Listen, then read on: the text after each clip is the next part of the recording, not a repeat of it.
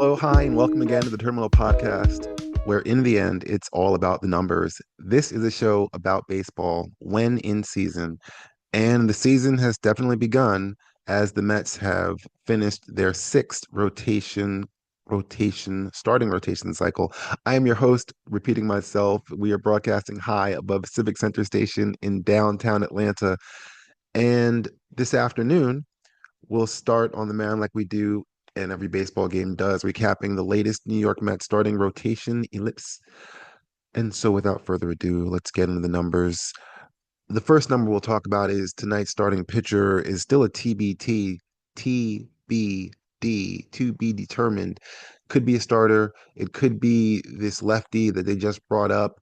Unsure at this moment. So the rotation is going to start and then return to Kodai Senga, who had one of the two quality starts this week of the five that went through. It wasn't outstanding, but the expectations for this starting rotation and what they're doing are seemingly, and I say this as an outsider speaking as to what others, pundits, reporters, and definitely commentators and everybody like that, what is being said about them and just the tone. This was supposed to not be a great starting rotation. Kodai Senga coming back from an injury wasn't supposed to be great. Clay Holmes was just recently a reliever. Now he's a starter. He's coming back. He's not going to be. Tyler McGill and David Peterson have been Mets starters just on the periphery, 4 or 5. Are they going to be? Yeah, and that's been that. And Griffin Cannon was available for the world. These guys have pitched amazing. And yes, Senga and McGill were the only two with quality starts because no one gave up. McGill gave up 3 runs, all of them earned. Both of them, two of them were inherited uh, runs that Jose Buteau got and allowed in, but he still was 6 and a third, 9 strikeouts. His ERA went up to 1.74. Yes, they're not starting wise in 5 games. It's 54 innings. Uh, they only got 27 and a third. That's about 60%. You want it closer to 2/3. Hopefully you can hopefully get through 7 innings or get into the seventh inning is what you're hoping for. They're not doing that right now. But it's as if short attention span. This is the way it was last year, except last year was by necessity, was by force, whereas the starters didn't go in deep. And Mendoza and Hefner didn't really push them and went to the pen. And this year they actually have the arms to do it.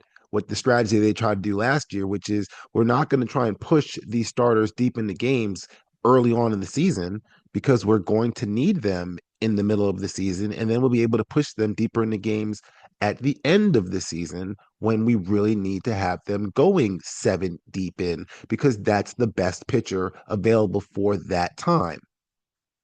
Right now, Max Krennic's the best pitcher available, and he's in the pen. So I'm interrupt talking about the pen because there's something else that's going on with the NFL draft because it's finally over.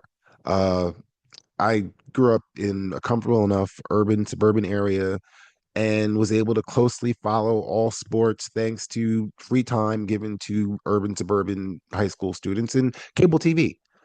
What was cable TV, which sounds so old now, which is still in existence, but it's what it was. It's the foundations and the roots to what is now.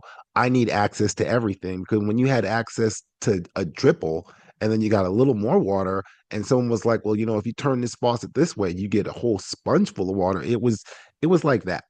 And that's how the NFL draft found its roots. It was something that could go on ESPN and fill in the eyes and the sights and the minds of young males like me looking for something to do, looking for something to release because we played football, but a lot of us many of us weren't good enough to play on the high school team. Didn't mean we didn't want to play football. Same thing with baseball, same thing with basketball. We went out and we played outside and did things. We walked around. It's different now, is what everybody says. It's not. It's just we've moved where those locations can be. But either way,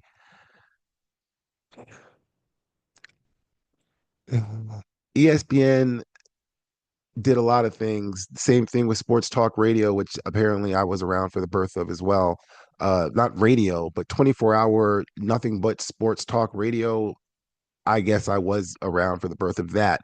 And what it's produced and what it's become is become you get 24 hours of draft, except it's 24 hours of draft on five different channels that are just telling you about the draft and the draft is coming and who can go number one, who's going to get this pick and everything like that.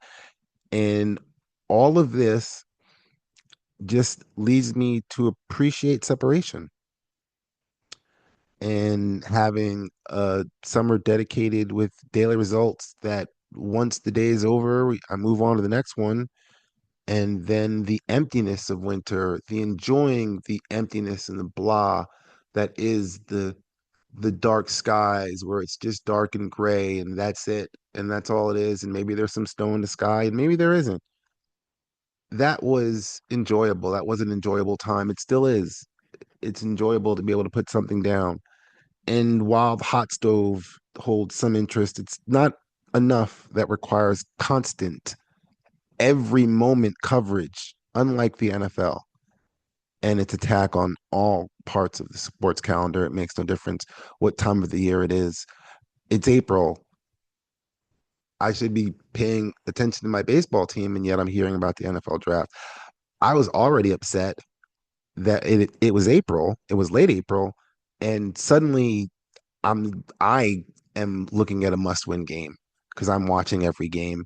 And game four against the Washington Nationals on a Monday afternoon was a must-win game because the Mets lost game one after once again another well-pitched game that went to the bullpen and they had one of the best bullpens in the league. They probably still have one of the best bullpens in the league, except we're probably down like maybe 7 or 9 because they've blown a couple of saves. But it was going to happen. You weren't going to have a perfect bullpen for the entire year. They blew it. They, things blown up. I'm sorry, that was the Mets didn't score, and then they came back and tied up the game, and everything was exciting. And then Washington came back and left because they blew a lead because he went to Ryan Stanek instead of Edwin Diaz, instead of who's already got 7 saves, by the way, instead of going to him, went to try and use Ryan Stanek and it didn't work out, and the Nats win. And then the next day, they don't score. It's a 2-0 shutout. You don't have to score in this game. It's the beauty of baseball. You really don't have to score. You don't have to have a hit. You don't have to do anything. You can come into the plate and stare at 3 pitches or swing at one and dribble it back to dribble it back and we can end this game quickly. The Mets said, Nationals, you guys don't have to score at all. 2-0. That's Saturday. This is the same team that came in here as the first place team, best team in the league, and everything like that, without the swagger. But that's what it was, especially as I'll get to this young, impressionable Nats lineup that on Sunday, on Sunday was down big, and then suddenly wasn't anymore. And a 6-0 lead became 6-1 and 6-2 and the Nats came back and won again. And this is what made that game. They're young. I'm not gonna go through the lineup because I know it's C.J. Abrams. It's Dylan Cruz. It's James Woods. Nathaniel Lowe is who they've just put in there in the middle of that lineup. But there's other young players. Enrique, they got young players that are going to grow together for the next couple of years. This is the result of their minor league system and all the trades from 2019 and 2020 and the Anthony Rendon trade, things like that, that they got these young pieces and can say to their fan base, look, if you wait around, we've got these young players and we've got that World Series pin on the wall to say that we've done it this way before. And when we get good enough, we'll buy up what we need to, which is what teams do nowadays, which is what all teams should be doing. So the Mets come in and they've got the best record. And now suddenly the Nats have won 2 games of the first three and can take the first three and take 3 at 4 early on. It's just a random 4 game split, but that's a 3-1 series win that if you're a young Nationals player, you're 2 years up and you're really thinking good about yourself and you're going, maybe we can do it this year, and then you win that kind of series, then you really do think, yeah, no. And that's why it was beautiful to watch the Mets absolutely put a whoop stomping on them to the point where Ahmed Rosario, former Met Ahmed Rosario, half of the reason why Francisco Lindor is playing shortstops for that is him and Ramirez, who's now playing with the Blue Jays. But he's throwing because the Mets put up 15. I want to say he got up to 15-0 before they got 5 against Jose Uribe, who's been already DFA'd. It was that kind of game. It was 19-5 is the final score. It was 11-0, and it wasn't unlike that 6-0 start the last time. This time they kept piling on. That's the kind of win as far as the Mets. It's the kind of win that you look back in your Nationals and you go, we could have got something this time. Maybe we could. If you're truly Nationals fan, like not. But I pay attention because that's the kind of team I'm going to see, and that's we're going to see them at least. You get 4 series the way they've set up this schedule. I mean, it's going to get fixed around at all. And I talk about all this, and it is silly. It's silly to talk about mindsets and what these people could be thinking and what this means and this kind of things like that. But this is what's built into sports. It's built into the modern day gladiators that we are the Roman Republic that we dream to be.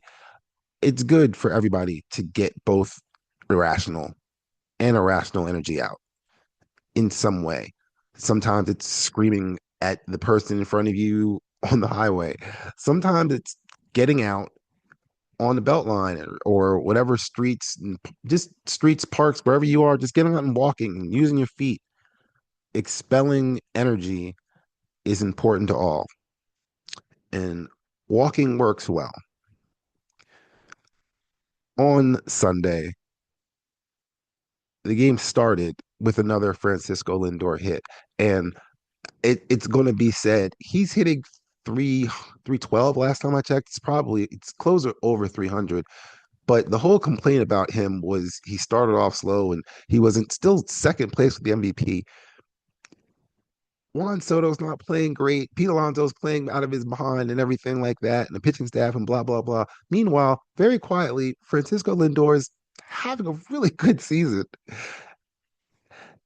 It's it's the kind of thing. It's just that's the quiet stuff. It's those kind of things stay quiet so that when that needs to explode later on in the season, it's always been there. But now it's when it shows up and somebody else is suddenly going down or the start didn't happen, things like that. That's what happened this season. Like it's the sense of it. This is what 22 was like, where they just were winning games the right way, so to speak. But the right way being Francisco Lindor gets a hit in back-to-back walks to Juan Soto and Pete Alonso because Juan Soto is going to still walk despite him having a quote bad start to it. He's still hitting 260. He's still getting on base 38% of the times, over 380 with the on base percentage. It might be higher, but I'm going to estimate that. And that's pretty good. Alonso's Alonso. It's suddenly bases loaded. There's nobody out. Two things, as I mentioned, 22 before, because they won 101 games. We'd like to forget it like it didn't happen, but what they did, what this team is doing, and what works for all baseball teams is bases loaded, nobody out. That has to become 2 runs. Okay. And it did happen. Mark Vientos was up next. He had a sac fly to right field that allowed Juan Soto at second base to advance to third. Meanwhile, Lindor scores. and then Marte walks, and Brandon Nimmo produces another productive out. One hit, two runs. That's what has to happen. Things like that. That it's longer count. It's forcing pitchers, starting pitchers, to throw more pitches so that everybody gets to see what pitchers got, what they're going to be able to face in a full at bat. Things like that. Then it's also forcing that team to go to their bullpen because usually bullpen isn't the best pitchers. This is the best thing when you do that first game of a series where you push this team so that suddenly whatever bullpen plan they had come in, it's already been pushed. When they did that, when they do that, it's positive and it's something that can, it's simple, and with just a simple single can easily be repeated. What won't easily be repeated and was the most unusual thing. Top of the fourth inning, Tuesday against the Diamondbacks. Was able to watch this live ish. I mean, I'm pausing to I can skip past commercials as is my right as someone who paid for the right to the service and has the time. So I was able to skip past commercials and watch live when David Peterson got a hard ground ball. I don't know who the Diamondback players was, but it was a sharp ground ball towards the shortstop side that went off Vientos's glove to Lindor, who is just happened to be there backing up into the mitt, into the hand on the first base for an out. Crowd cheers. Everybody's speechless because even as Pete is catching the ball, he's mouthing, "Oh my," as he's catching the ball. That's out one. Out two, it's hard fly ball, left center field. Tyrone Taylor, had been playing in the right center field gap because he comes flying all the way over, does a Superman diving catch in the center field. That's out number two. Out number three isn't as spectacular, but the thing is, someone to single there, it kind of ruins the spectacularness of all of that. So when this hard ground ball, hot smash, be able to short hop it, make it look as easy as if, that's what it is. Throw on first base, three up, three down. Three amazing plays, another large crowd. Who was there flashing? They kept flashing to Tom Hanks, who got to see that in the home runs and him. I want to say, if everybody used to know Tom Hanks's wife's name, but it's been a while, and those guys, they're all getting old, just like me. But it's just lucky to see that kind of thing live, just to watch it. That starts with, another Lindor, the two-run homer by Lindor from the right-hand side and all that kind of stuff. To be able to watch that stuff live. And it's another David Peterson start who's all he's been doing is giving you quality, giving you 5 and 6 for since last May, June, maybe I want to say was when he no, maybe a little bit later, even might have been August 18th. Something along that line kind of feels in it, but I feel like it might have been sooner than that. But no, Tyler is since August 18th. It's Peterson since late May when he came back, and he's been pretty much 18-23 starts where it's just 6, 7 innings, less than 2 runs. You're not getting much off of him. Uh, this is it's easy to talk about this kind of thing. It's really what it comes down to. It's easy to talk about a team that, for whatever reason, is going from first to third more than anybody else in the league. It's the little things like that as a baseball fan, I truly, on the sirens go off. It's like, yeah, no one else really likes watching someone go first to third. That's exciting to see something like that. Everybody liked it when you score from first base and all the way around and come home on a double. They've also done that the most times this year. I want to say, if I remember correctly, Gary Cohen, SNL on the call, said they've done it 10 times this year, and the next team has done it five.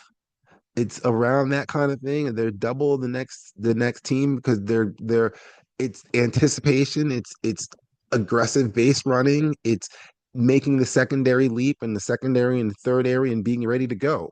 It's quiet stats like this that are easily forgotten, but that's how games are won. That's how those are the little things that turn 81 and 81 season into a 89 90 win season, just because you're able to do that. And you know, like I said earlier, it's a 3 game series change when someone's forced to go to their pin much earlier than you want to. It affects the rest of that team's week. The plans that they had.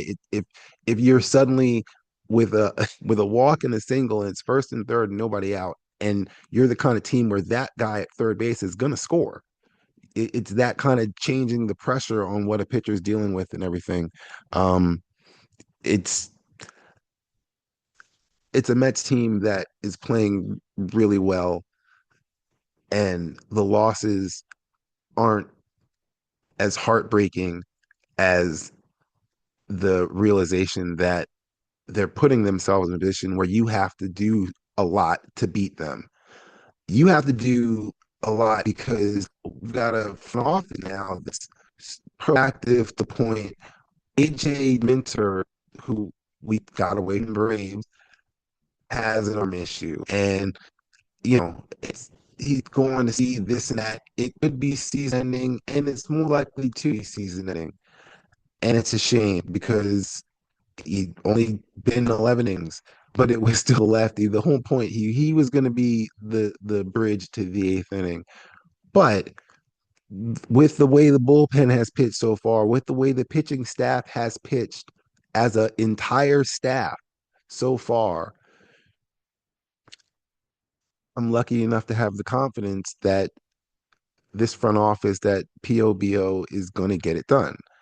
Brooks Raley, who a couple of years ago, in fact, I want to say was on that 2022 team, is a is a stud left-hander. And in fact, left because he had an arm injury. I want to say he didn't have Tommy John, did he?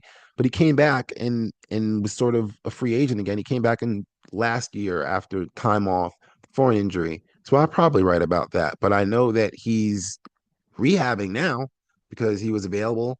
And it's almost as if when hearing Minter was arm hurt, Minter's arm hurt, picked up phone, and suddenly Brooks Raley's heading to a minor league. Someone is coming.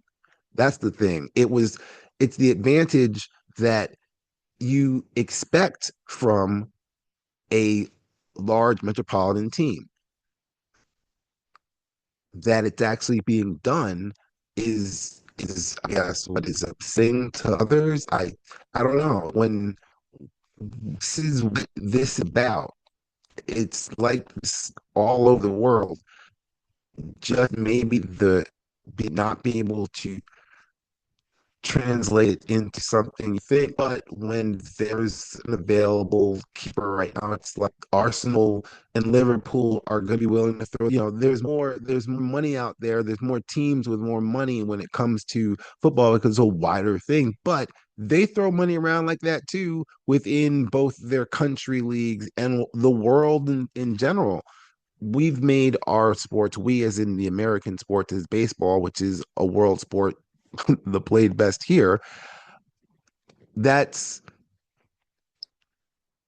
that's what should be happening. And until all fan bases recognize that and don't allow their owners to decry how they don't have the money to do X, Y, and Z, it it's ridiculous.